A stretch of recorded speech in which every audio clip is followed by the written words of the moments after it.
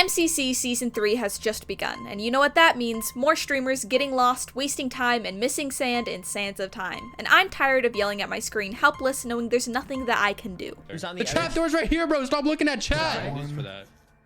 No! Dude, what is that timing? He got Valorant Minecraft timing. Please tell me he sees it.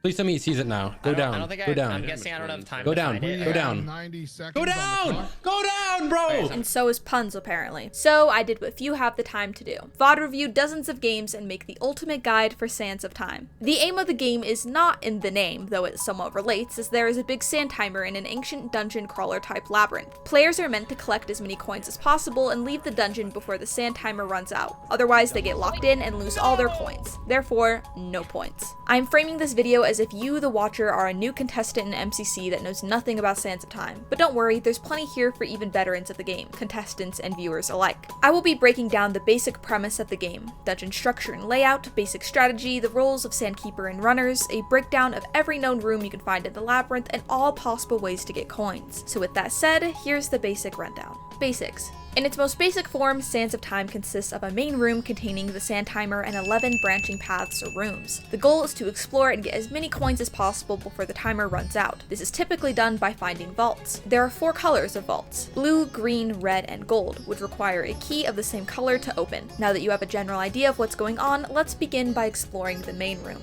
Sands of Time is run with just your team. Every team gets the same randomly generated labyrinth with their own space to play, so there's no need to worry about sabotage or running into other players. It's just your team against the maze. Players spawn in front of a nether portal with a big open room in front of them. This nether portal is how players leave the dungeon and will be important at the end of the game. This giant room has some important areas, the big sand timer in the middle being the main one. This can hold up to 2 minutes worth of sand. 120 seconds, aka 12 sand, as each piece of sand equals 10 seconds. There is sand scattered throughout the main room as well as the 11 branching tunnels. It is very important to gather sand and add it to the timer in order to stay in the dungeon as long as possible. Whenever you hear this sound, that means 10 seconds have gone by, and the sound changes the less time there is. Any sand you have?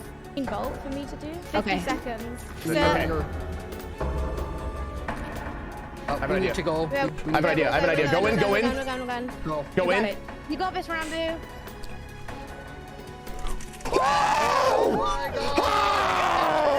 It should also be noted that the blue vault key is in the water in a room right below the timer, but more on that later. On the far side of the room is a sphinx with an ender chest beneath it. Here players can bank their coins to ensure they are safe whether or not they leave the dungeon. But there's a 20% tax, meaning if someone banks 1,000 coins they'll only get 800. And nobody likes taxes, so this isn't something I'd suggest you do often. The cases I've seen banking used well is when a player knows they're going to die, or has a pretty good chance of this happening. Dying at any point will put you in a tomb where your team will have to spend 2 sand to get you out. This tomb can be found right below the Sphinx. You also lose all your coins and will have to go back to where you died to get them. And if you died in lava, that means your coins and items are toast. When it comes to banking, communicate to your team about this one. There may be cases where you'll do it because you can't get to the exit in time, or you may be trying to go for a risky vault. But for now, just know you'll very rarely need to bank your coins. Below and to the side of the Sphinx are 2 sand sacrifices. Here you can give 2 sand, 20 seconds, in exchange for a few coins. It is generally not a good idea to do these as time is often more precious, but if your team is leaving the dungeon and has extra sand, this is a good way to grab a few extra coins. These can also be found in the labyrinth at times, so if you see these as you enter a tunnel, don't be too confused. Other important features of the main room would be the walls on the left and right with levers and dispensers. These can dispense coins or mobs. There are 4 sets of these, 2 in the lower sections and 2 in the upper on each side of the room.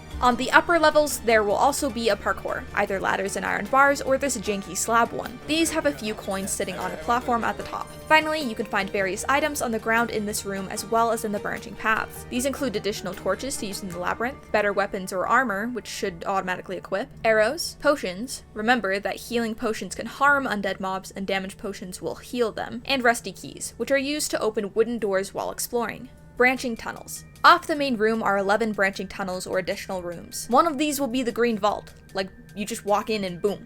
Vault. There's also a puzzle room to get the red key. This is usually a word puzzle. There is an additional puzzle room that can get you a few coins, and after reviewing some of the Sands of Time VODs from Season 2, I found that there are only 3 paths you need to worry about. In addition to the green vault and red puzzle, there tends to be 3 to 4 other rooms that are short puzzles or parkours. Sometimes there can even be other longer paths, but you can tell pretty quick if these are vault paths or not. So 8 out of the 11 rooms aren't ones you'll even need to worry about, or can be used if you have some time late game to get extra sand or coins. On screen now are the different variations of the short paths with the description of what they are. Pause the video if you want to get a better look, but hopefully this will help you to identify if you should go down a path or not. We'll come back to these rooms later when we talk about strategy, but for now, let's talk about those 3 other paths. Vault paths. You can tell if you are on a vault path by looking for red, blue, or gold half-slab markings on the wall. They will always have this pattern, and generally look like this. But be careful, as the markings are sometimes higher on the walls or can't be seen until you actually enter a path. Also, don't confuse other decorative blocks for the gold path. Thanks to CedarX on the MCC Reddit for this one. Another place players get confused is in Snows of Time, the Sands of Time event for Christmas. In this variation, you will gather snow, not sand, which is white, not yellow. And the block palette is changed, meaning the walls are often blue, and for some reason there's a lot of white blocks that can be confused for snow. Be especially careful to look out for snow, and don't let the wall palette change confuse you into thinking you found the blue path. Look for the markings. Vaults. And finally, the vaults. As mentioned before, there is a green, blue, red, and gold vault that require a key of the same color to open. The blue key is under the sand timer. The red key is obtained from the word puzzle off the main room, and the green and gold keys are down one of the other paths amid the labyrinth, often pretty deep in. The gold key is especially hard to get, as it will be behind a lava parkour. These are the 2 variations of the parkour. Besides the green vault that is right off the main room, the other vaults are down the 3 corridors with their respective markings. Vaults contain a lot of coins, especially the gold vault, and also hold a lot of sand in the room outside the vault, so even if you can't open a vault, make sure to get the sand around it. Strategy. Now we can talk about how to actually play the game. A typical setup for Sands of Time is having 1 Sandkeeper and 3 runners. I'll be breaking these rules down in a minute, but basically Sandkeeper stays in the main room to watch the timer, and runners go looking for vaults and coins. Among the tools players have is a stack of carpet. These should be used to keep track of where you are going, as well as to signal to other team members what has been explored and what hasn't. The best method I've seen is to use a single carpet to mark a tunnel currently being explored, and putting 3 carpet across to show the tunnel is completed. Things like putting a big line in front of a room or a giant G or R or whatever could be ways to tell your team where a room is. If possible, I would explain things to your teams in terms of spawn orientation. Imagine you are standing at the portal, looking out at the room. You could say something like, red key puzzle is back top left from the portal, or gold path is against the back wall on the right. Keeping comms clean and consistent is key to being as efficient as possible in the dungeon. But I understand that some people's brains don't work like this. So at the very least, mark paths or rooms of note in a special way and tell your team, and make sure they know. It helps not only to give good comms, but respond with a got it or some such thing so the person relaying the information knows you heard it. Another thing to note in regards to carpet and marking things is that the vault corridors have a lot of branching pathways. What I would suggest is fully exploring a single pathway and then systematically blocking off pathways by putting carpet over that entrance. As an example, I'll show you how I do this with caving. If I'm down a winding side bit and I've explored it to the end, I'll get all the ores I can or whatever I might need down there. Once I get back to the main path, I place blocks across the opening. I can see there's a path there, but I know I got everything down it. Do this with the carpet by placing it in a straight line all across the entrance. This will be especially helpful to those of you who tend to get lost or forget where you've been. It will also help you or other runners easily navigate back to vaults or other key areas. To help save on carpet, try blocking things off at choke points. For instance, I've entered this room from here, and I see this thing that may hardly pass for a path. It's better for me to explore these other paths and check those off than block the whole thing off back here when done. If needed, you could start using your torches to do the same thing, but make sure you save enough to use on spawners. I'll be coming back to spawners later, but while on the subject of marking paths, I would also suggest blocking off pathways even if there are still coins or spawners, but it's too dangerous to get them. For instance, if your team is playing it safe and you find a Ravager room, better to take note of it but leave with your life and block it off. But only if you know it's the last room, and therefore you've now fully explored this pathway. The only time you should not do this is if you find a vault or vault key. Specifically, the gold vault key behind the lava parkour. You or a teammate may need to navigate back to this later, so make sure not to block off this path. During all of this, it's important to communicate with your team. They will be able to help you decide whether a parkour or risky room is really worth it, or if you should move on. I'll be showing screenshots of common types of rooms in a minute, but first, let's break down the role of Sandkeeper and Runner. Sandkeeper. The Sandkeeper's job is to stay in the vicinity of the main room to fill the sand timer as needed. Their jobs in order of highest priority to least are as follows. 1. Fill the sand timer and communicate how much sand is in the timer, as well as how much sand they have left. For instance, full with 6 sand, or 90 seconds with no sand. As I mentioned before, this sound will go off every time 10 seconds has elapsed, so listening for this may be helpful when it comes to some of the other Sandkeeper's jobs. Once again, here are the tonal differences in the sounds. Any sand you have? Vault for me to do. 50 Okay. seconds. Okay. So, We need to go. This won't work for everyone, but some may find this useful. 2. Gather sand throughout the main room. This includes the upper levels and around the Sphinx. Also, the green vault rooms and puzzle rooms should be checked. As the Sandkeeper is doing this, they can also be flicking levers to get extra coins from mobs and coins that actually drop out of the dispensers. You can mark off finished sections by putting a carpet in front of it so you know which levers you flicked and which ones you haven't.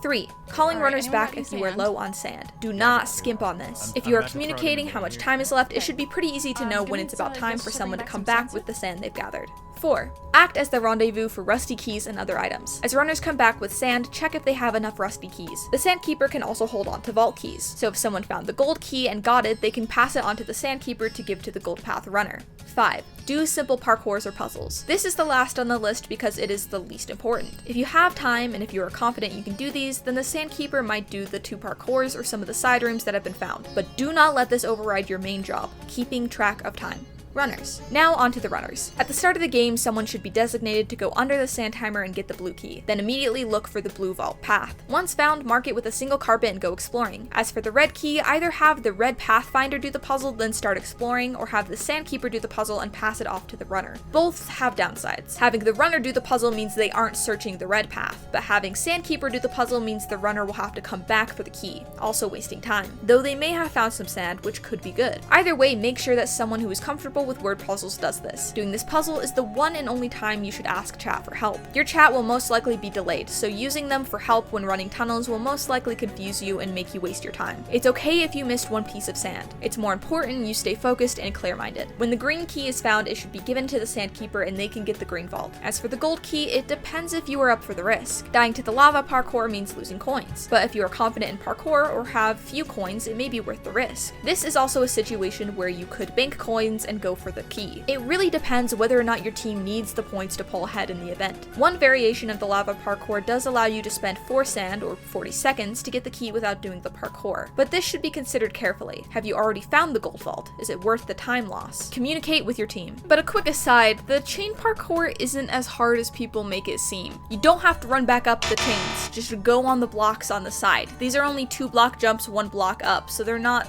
too difficult. In the future, I would love to see more teams going for the gold key and the gold vault. I understand that not everyone's good at parkour, but I also think there's some stigma around it that makes it scarier than it is. Path navigation, with examples. And finally, we are on to path navigation. This is where many people get tripped up, missing paths, missing vaults, and often wasting time. I already explained how to use carpets to mark things in the strategy section, so here I will be showing you examples of different paths and rooms you'll come across, as well as how to handle them. I can't account for everything though. Nox Crew could very well add new rooms, making this video outdated. So most importantly, you need to do the impossible. Look up. Just look around. As a gamer, I know it's hard to do, but 3 extra seconds of studying a room could be the difference between finding a vault or not. To start, here are some generally useful navigation tips. 1. There are these crumbly walls. You can break these and there will usually be an empty room or a room that has a spawner. If you want to enter the room and break the spawner, make sure to place a torch on the spawner first to stop further spawns. Then either break it or kill the mobs and then break it. Having torches in your offhand makes this a breeze. This is what we call the H-bomb rule. Follow it if you don't want him to haunt you in your Sands of Time dreams. You may not need to kill all the mobs you see, but if you do, then critting them out or walking back and swinging at them from a distance may be good, as you really want to keep your health up, unless you're George Not Found, who has plot armor and can do whatever he wants. 2. There will sometimes be paths where there is a trap door in the floor. These will either be another spawner room or a spawner room with another possible path. Explore these and then mark it off with a single carpet on top if there's nothing noteworthy. Also, yes, mobs can climb the ladders, or at least zombies can. 3. In some corridors, there will be target blocks in the ceiling. Shooting these can give you sand, coins, or drop mobs on you, so they are similar to the droppers. 4. When exploring rooms, look for gold dust falling from platforms on the ceiling. These can indicate additional coins to be stuffed into your greedy little pocketses. Be careful, as some areas that have gold hidden in the ceiling also have lava, or mobs. These areas often look like this. 5. And as for general navigation, the final thing you need to know is where sand is. I know this seems weird, but a lot of people tend to miss the sand, so I'm saying it anyway. Sand seems to spawn between pillars and on the side of your path. Sometimes it will be in a wall like this, but these should be the main areas you'll see sand aside from the target blocks. specific rooms. The plan was to talk about specific rooms here, but in making that section, it ended up being so long that I just made it into its own video. If you are a new contestant or viewer of the event and would like to deepen your knowledge and understanding of Sands of Time, then make sure to go check out that video after this one. I'll link it in the end card, but just be aware that it might be a bit overwhelming if you are new to the game. On the other hand, you might just be a goat who can understand everything upon sight. I don't know who you are. Get away from me, you nerds. Vaults aren't the only way to get coins. The final thing that I'll need to talk about in this video is every way to get coins, but you've probably already figured out how you can do that. You can find them on the floor at the end of parkours and such. You can get them by mining crumbly blocks that have gold in them. You get a few coins when destroying a spawner. You can get them in dispensers, and of course the vaults, which contain the most amount of coins. And while vaults do hold the most amount of coins, I will say do not diminish any other means of getting coins. What do I mean by this? Well, basically, look here. iiTzTimmy played in MCC 27 and he got 1,200 coins without even going into a vault. Vaults seem to hold about 700 to 900 coins, so it's as if he got a vault and then some. If you make some risks and you go into some of these rooms, you can still get a really good amount of coins without opening a vault. So what you need to do is assess your skill level, what you can handle, and then go for what you can handle. Go for vaults, but don't be afraid to get coins along the way. And that'll just about do it for the ultimate guide for Sands of Time. If you found this video useful, please consider giving the video a like. It helps me know if you like this type of content, and it also helps push the video in the algorithms so it reaches the people who need or want to see it. But either way, thank you for watching all the way to the end. I hope you have a fantastic day, and I will see you next time.